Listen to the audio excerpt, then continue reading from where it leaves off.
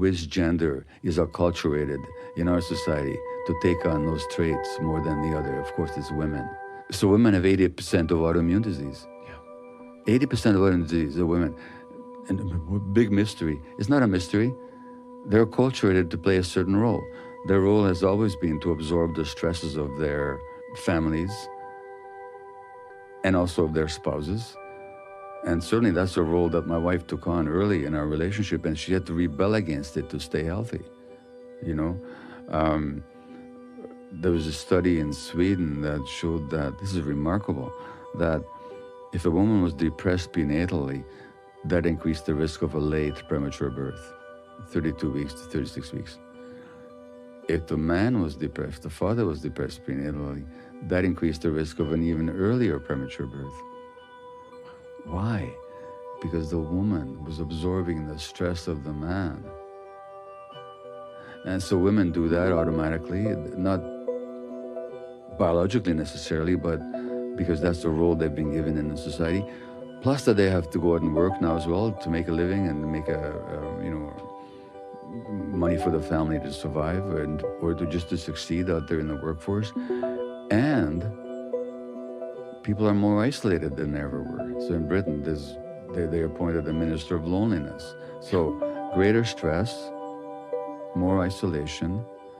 That's why women are getting more autoimmune disease. And during COVID, there was an article in the New York Times about women who took on the emotional stress of their husbands and their children during COVID, and they felt guilty because of the suffering of their men and their children, because it was somehow their job to eliminate or alleviate it. Well, that socially appointed and then automatically assumed role that women have been thrust into has physical implications. That's why women get most autoimmune disease. What if we just recognize this? Yeah. You know, and this big mystery. No mystery. This is a particular dramatic example of the biopsychosocial nature of human beings. Yeah. Our biology is inseparable from our psychological functioning and our social relationships. Yeah. And who has the brunt of all that? Women of color. Yeah. They're much more likely to develop these diseases than Caucasian women. Why? Because of the added stress of social and racial oppression or exclusion. I guess the culture, the society around us impacts so much of how we experience the world and what we chase and what we pursue and how we are. And of course, it can take a long time for culture to change. Yeah. I'm not saying that people have to wait for the society to change. If they did wait, it'd be a long, long wait, I would think. So there's a lot that we can do, even in the context of this culture. Now, of course, what we can do is not totally freely available equally to everybody. Let's face it, certain classes of people have much fewer options than others. That's just the reality of this culture that we have to really look in the face, you know. But there's still a lot that people can do.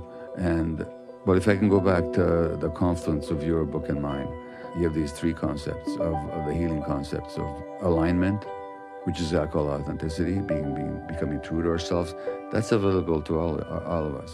You talk about contentment, which I talk about in terms of acceptance, just actually recognizing how things are and being with them. Not necessarily that we don't want anything to be different, but that we don't stress ourselves about things. Thirdly, what you call control, which is we've already talked about, what I call agency.